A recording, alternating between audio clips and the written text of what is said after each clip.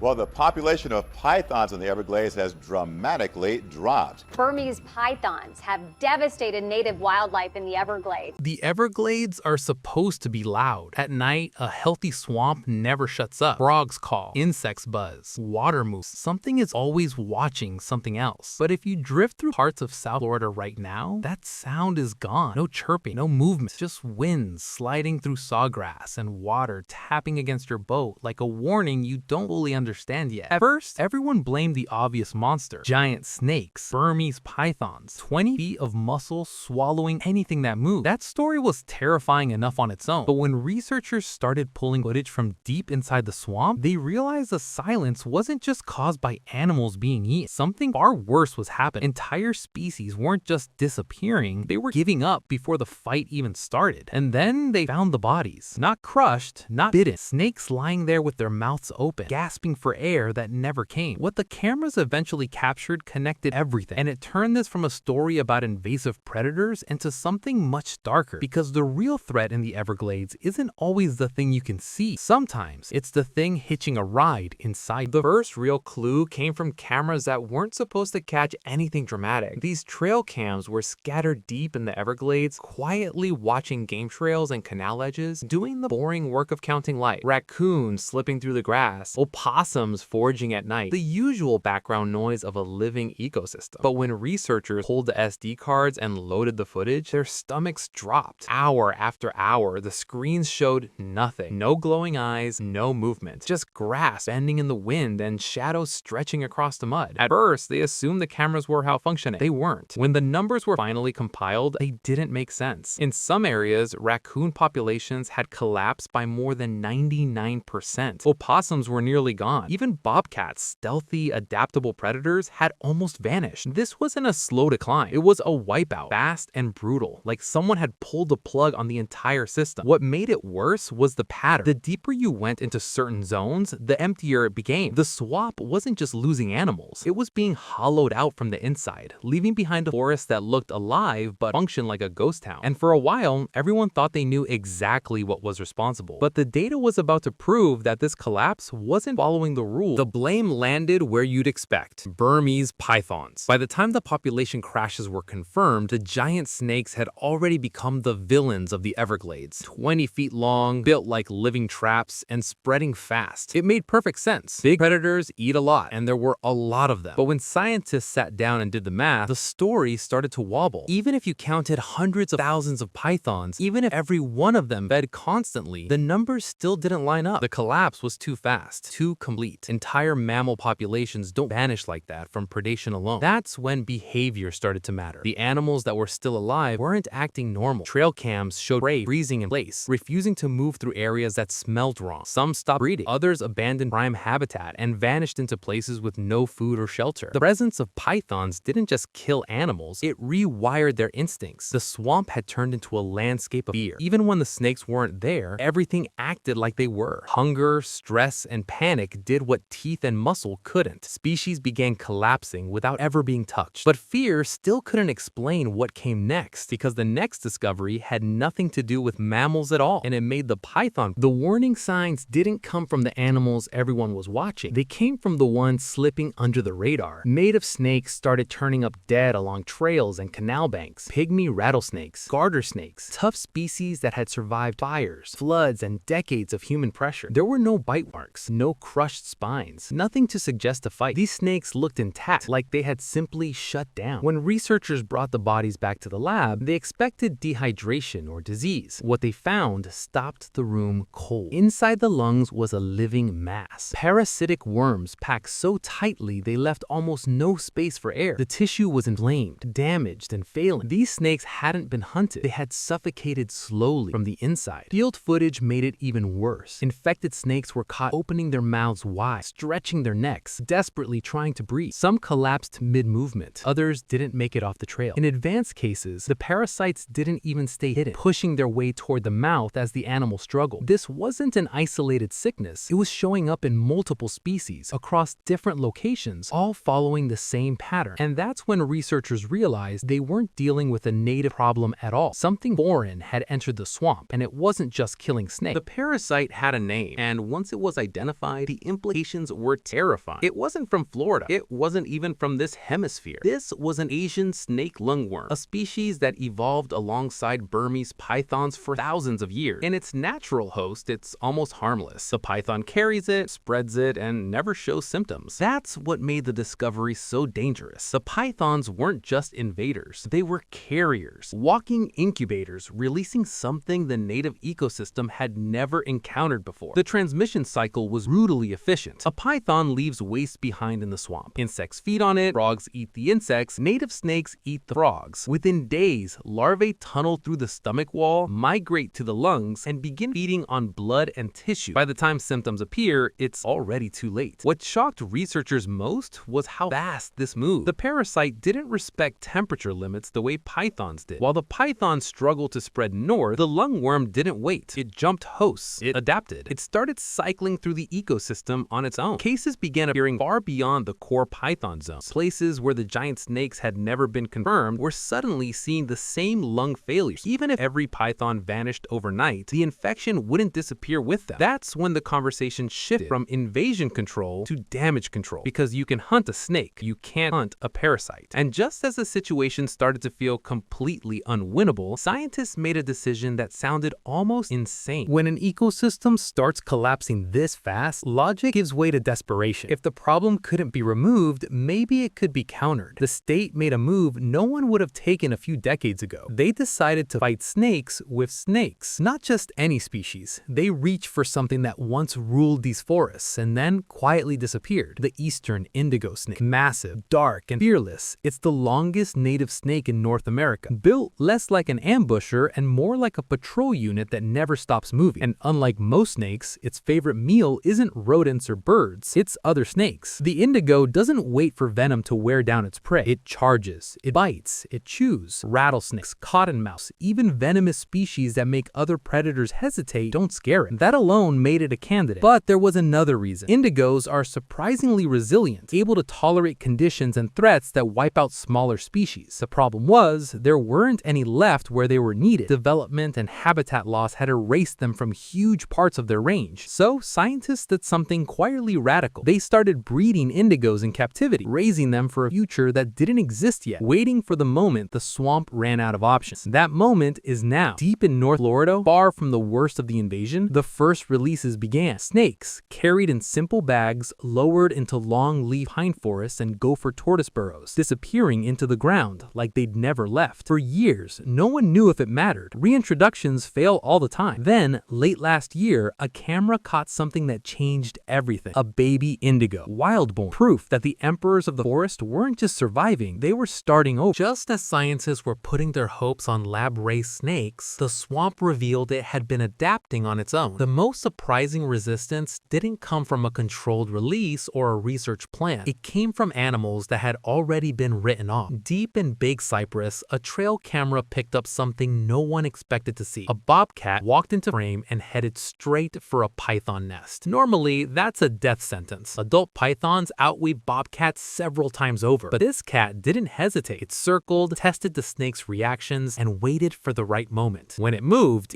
fast, swatting, dodging, forcing the python to strike and miss. The fight itself was shocking, but what happened next mattered more. The bobcat tore into the nest. It destroyed the eggs. Then it started eating them. That single clip opened the floodgates. More footage surfaced. Bobcats dragging python carcasses into cover, caching them under leaves and dirt, saving them for later. That behavior isn't panic or defense. It's planning. It means the cats weren't just surviving the invasion, they were learning from it. Alligators began ambushing juvenile pythons in the water. Reports followed of Florida panthers taking down smaller snakes. Predators that once avoided pythons were adjusting their tactics, exploiting weaknesses, hitting nests instead of adults. This wasn't luck, it was biotic resistance, evolution happening in real time. The Everglades wasn't rolling over, it was fighting back. But adaptation takes time, and time was something the ecosystem didn't have much of left.